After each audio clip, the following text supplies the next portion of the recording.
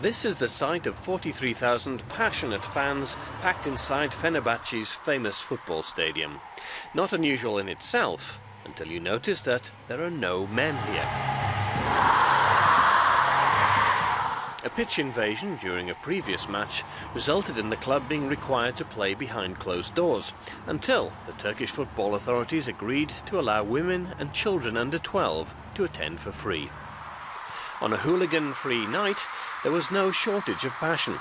The only difference off the pitch was the higher pitch of the voices supporting the team.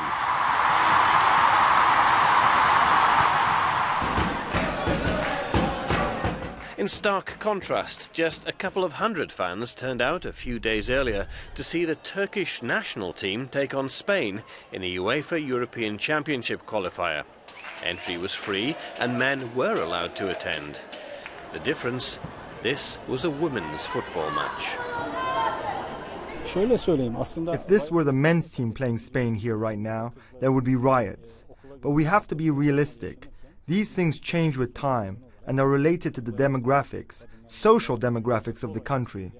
We're trying to break into that. Despite this discouraging scene, women's football in Turkey is actually booming. More and more schools are introducing the sport, resulting in more clubs and more leagues and higher technical standards. And next year, Turkey will host a UEFA Under-18 European Championship tournament. To tell you the truth, we've come a long way. As you know, in our country, we have trouble even getting our girls to school. Over the last couple of years, the Federation has opened football training camps for women.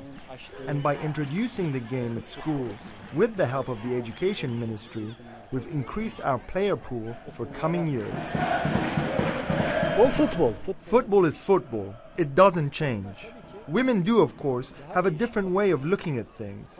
They are a bit more emotional. It's harder to understand them when you have to treat them with more caution, which is why I have to make women assistants, who are a bit more experienced than I am.